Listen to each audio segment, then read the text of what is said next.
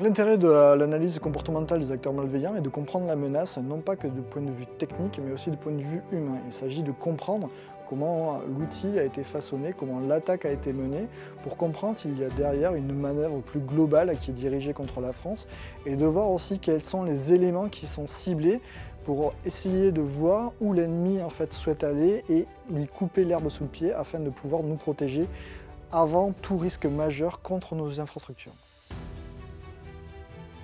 Ma mission au sein du Centre interarmé des actions sur l'environnement, c'est d'apporter un appui aux opérations, donc de donner des conseils psychologiques pour ces opérations militaires.